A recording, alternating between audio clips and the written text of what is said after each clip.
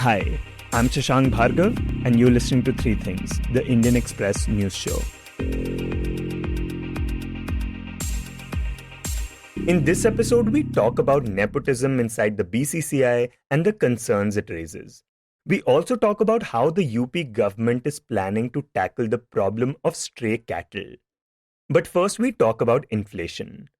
According to data released by the National Statistical Office, last month the retail inflation, meaning the rise of retail prices of goods and services, increased to a 17-month high. This was mainly driven by the high prices of fuels and food items like cereals, vegetables, milk, meat, and fish. So food inflation in particular has contributed a lot to the overall inflation. In this segment, Indian Express's rural affairs editor and a senior fellow at the Center for Policy Research, Harish Damodaran, joins us to talk about why we are seeing an increase in the price of food items. Harish, firstly, could you tell us how high is food inflation right now? As of now, the government's data itself shows your food inflation to be higher than the general inflation. The last data we have for March shows inflation is about 7.68 or something, whereas the general inflation is about 6.95. So food is the one which is almost kind of leading the general inflation. And consumers notice food and fuel. And these are the two things that affect a household almost on a day-to-day basis, right? Yeah, especially India, because the share of food in overall expenditure is much higher than, say, in Western countries, in advanced economies, etc. Right, and we know that food inflation can affect many aspects of people's lives, their expectations, their behavior, and even their health. Now, what is the reason we are seeing this kind of a price rise right now? See, in the case of food, very clearly, international factors are playing a big role because we import a lot of edible oils. Most of our edible oil is imported, say about 70%. So the international price of edible oil will definitely decide what the price which we pay for soybean oil or for palm oil or even mustard oil. Ultimately, these affect this thing. So I would say global factors is one of the reasons. And I would say that even the size of our crop hasn't been all that good compared to last year. Because what has happened is you had a sudden spike in temperatures, especially after mid-March. And we know that this March was the hottest ever in 122 years, right from the time when they started recording temperatures in India. And probably even the hottest April, like today was something like 45 degrees when I went out.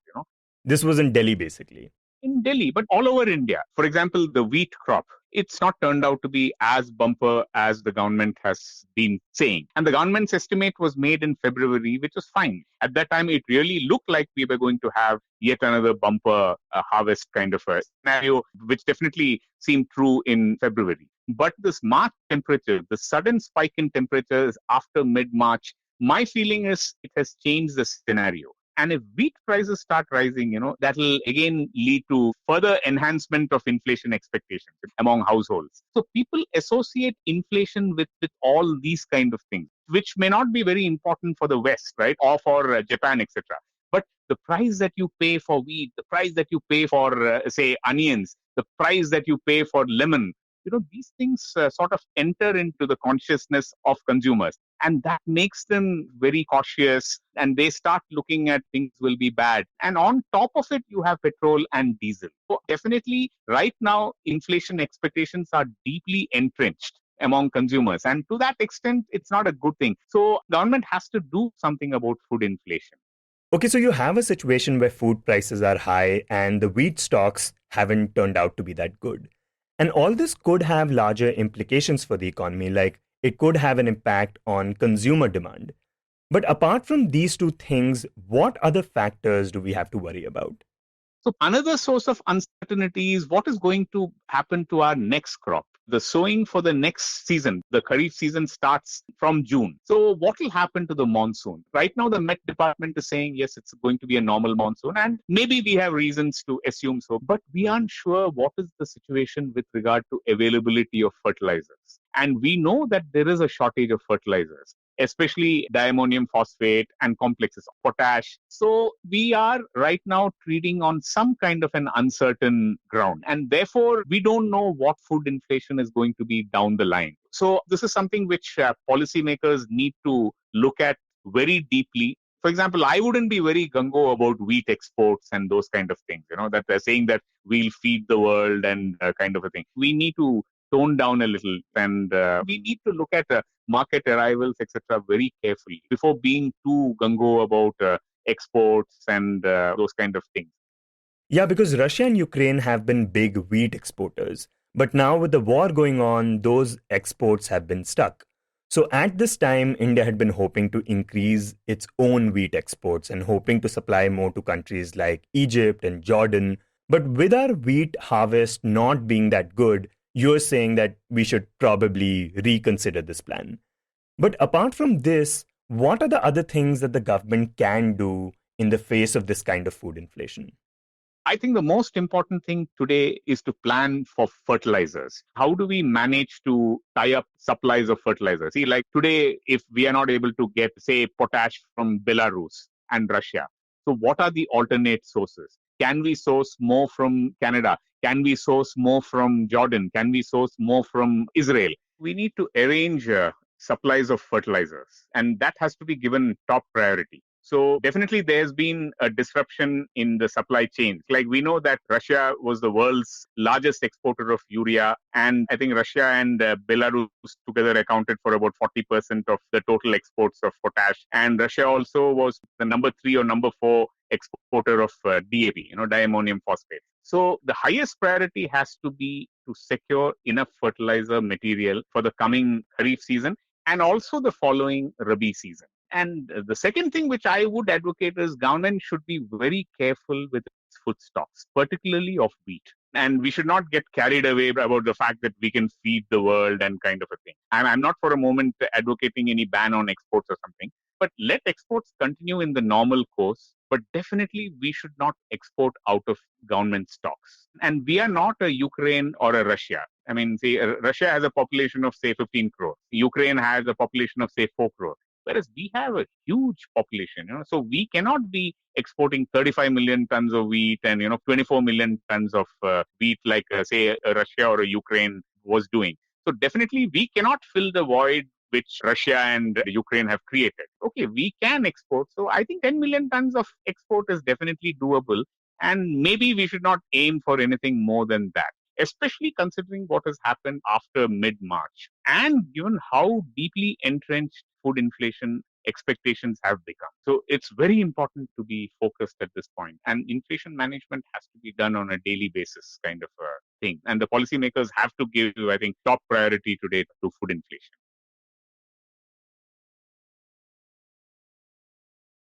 And next, we talk about cricket administration in India. For some time now, the idea of dynasty politics and nepotism has been criticized by those in power right now and by a large section of people as well. And while this criticism may have led to small changes in some fields, it certainly has not affected the cricket industry in India. In his latest report, Indian Express's Nihal Koshie points out that over 1/3 members of the BCCI are sons or relatives of former officials and powerful politicians, which is the highest ever in the board's history. BCCI, or the Board of Control for Cricket, is the main governing body for cricket in India and has been suffering from this problem for some time. Nihal now joins us to talk about the concerns this raises for the sport itself. Nihal, could you begin by giving us some examples of BCCI members who are sons and relatives of former officials and politicians? See, there are 38 full members in the BCCI, and out of that, over 1/3, I would say about 15 to 16 state associations have sons, or in some cases, even very close relatives of former office bearers holding the reins. So basically, what is happening, it's like a dynasty in cricket administration. The father is there for many years, then followed by the son and the others. So there are so many examples. In Saurashtra, there's Niranjan Shah, who was the secretary of Saurashtra Cricket Association. He was also the BCCI secretary, and he was there for about 40 years. Now his son, who was a first-class cricketer, has taken over. In Vidarbha, there is Shashank Bhargava, who was a former BCCI and ICC president. His son, Advait, is the president. If you look at Gujarat Cricket Association, that is the start of a dynasty, and it also has political connections because Jai Shah was in the Gujarat Cricket Association. His father, Amit Shah, was the Home Minister, was the president of Gujarat Cricket Association. And then Jai Shah becomes the secretary of the BCCI. Then there is Arun Dumal, who's the treasurer of the BCCI. His brother is Anurag Thakur, who's the Union IMB and Sports Minister, Youth Affairs and Sports Minister. Anurag Thakur was the president of the BCCI. Now his brother becomes the treasurer. There are many examples. Okay, and one suspects that these people got appointed because of their parents and relatives. But officially, on paper, how are people appointed to the BCCI? See, they have to go through an election process. It's not that they can just walk in. Now, you need to win an election. And each association has voting members. It can vary from 100 to, say, about 4,000. Just a rough ballpark figure I'm giving, depending on some associations. So it's not that you can just say that I'm this one son and I take over. It's a proper election which happens. In most cases, there's a proper election and you have to win the election. But that said, what has happened is the fathers or the relatives who have been in charge for so many years, they have cultivated this vote bank. They would have known these people who are the voting members for so many years. They would have made decisions which have helped the voters. They would have cultivated the vote bank. So when the son comes, obviously the support goes to somebody's son who they already know, or they have taken favors from, or who they have seen maybe the father did a good job as an administrator. Okay, stadiums have come up or cricket facilities have improved. So they would vote for the son saying that, okay, he's this fellow's son. There's goodwill. Okay. And they have also built a cozy club. So that's how it works. Like it's all a club in a way if you look at it. And this is something that even the Supreme Court has raised red flags about, right?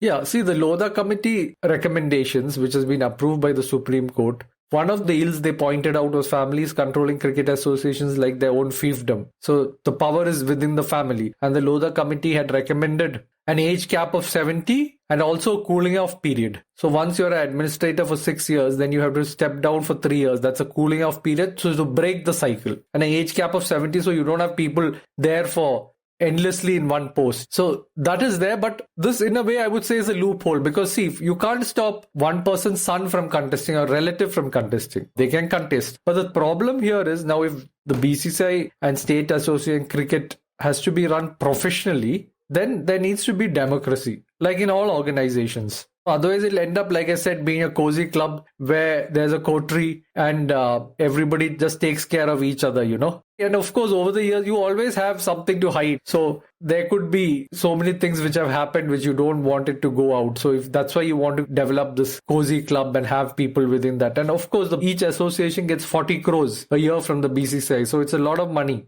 So that is also there. So money is obviously a big aspect. But what are the other possible reasons that you would want someone within your family to be part of the BCCI?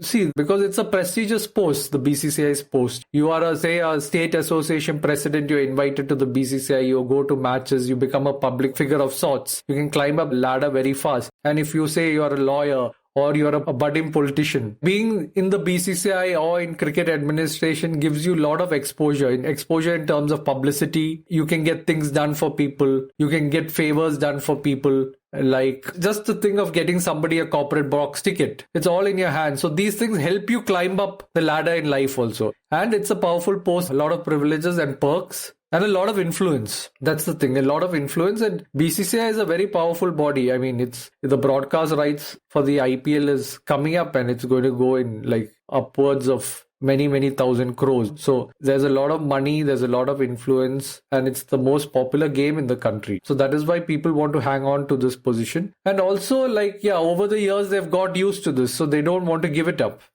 And what about this raises the biggest concerns for you? Like in what way do you think this kind of a system affects the game itself? See, like in all walks of life, you can't have one person or one family or a group of people controlling everything. Then there'll be no questions raised. It can be as simple as, suppose there is a father-son dynastic family-run association. Selections at the state level may not be fair. The son who's a president or a secretary may want somebody who he knows in the team. And they are so influential that the selectors, because they've been there for so many years, all the office bearers, they know. The selectors also, they know well. It can start from there, Deserving cricketers may not get a place. I'm not saying that everywhere it happens, but people will find it difficult to say no because they know that this is a dynastic rule. There have been people there for so many years. So everybody's there. You'll have a lot of yes men around them. That's how it can start. There can be corruption. There can be embezzlement of funds, no questions asked. There are many things which can go wrong. That's why you always have checks and balances. That is what is needed. And that is what the Lodha committee also said. That's why they have said age cap, tenure cap. But yeah, this is a loophole which is being exploited, and it is something which needs to be highlighted because despite the Lodha committee reforms, and the Lodha committee put lots of checks and balances, but people are smart. They know how to get around it. So it's something which needs to be said that this is what is happening in Indian cricket. And have any aspiring or budding cricketers raised concerns about this? In a couple of associations, there have been cricketers who have raised concerns, no doubt. But most cricketers, like current cricketers, and there have been former cricketers who have raised concerns. Nepotism, about corruption and all that. One name which comes to mind is Kirti Azad. He's been raising issues in the Delhi and District Cricket Association. But there are others also in other associations who have raised it. But current players doing that, current players have a lot at stake. They are still playing. They want to focus on their game. And their future is linked to the BCCI in many ways. When you're playing your cricket and you are focused on your cricket and you're in the Indian team or in the IPL team, you don't want to get into all this. Maybe once they retire and they want to take up cricket administration for the love of the game, then you could find these current players raising issues, maybe going to court or challenging these administrators. That can happen.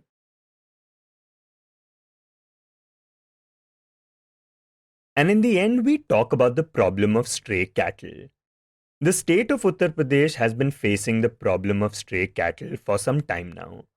Cows that are no longer of any use to dairy farmers have been wandering into fields and destroying crops.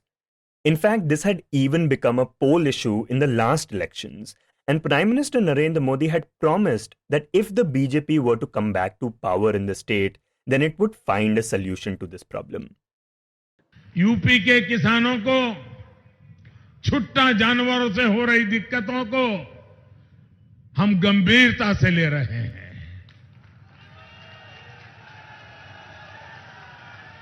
10 मार्च को आचार संहिता समाप्त होने के बाद, नई सरकार बनने के बाद योगी जी के नेतृत्व में उन सारी नई योजनाओं को हम लागू कर देंगे भाइयों। Now, a little over a month after the BJP has come back to power in the state, it seems that the government does have a plan in place. Indian Express's Maulshree Seth, who reports on UP politics, tells us about it. Maulshree, before we talk about the plan, tell us what is the reason UP has been facing this problem of stray cattle? Yeah, in fact, this problem started in the previous regime of BJP in Uttar Pradesh. And people first realized because when the crackdown had started on illegal slaughterhouses, this is what was promised by the previous regime that once they come back to power, so they'll be shutting down the illegal slaughterhouses. So once the crackdown started, soon after a few months, this all of a sudden people realized that there was a problem with stray cattle all across the state. Because the previous government claimed that in past 5 years or so, they were able to shut down about 150 illegal slaughterhouses. And they were able to catch hold of about 300 cattle mafia, basically what they claimed they were smuggling cow illegally or to be slaughtered. That is from where this problem had started, and despite all the efforts, there were many things that were done, schemes were launched to ensure that people keep their stray cattle, but ultimately it could not work out to the extent that government wanted, or people were still not very happy because these stray cattle were actually destroying the crops. Until this election, it was one of the major issues because farmers had to sleep in the fields at night to save their field and the crop. If they would leave their fields unmanned, so over the night, they would see that the crop has been destroyed by the stray cattle. So that was a major issue that the rural areas of UP faced in past roughly about 4.5 years. Right, so because of the crackdown on illegal slaughterhouses, you now have a situation where there are too many old cows which the farmers can't afford to keep, so they are just roaming the fields and destroying crops.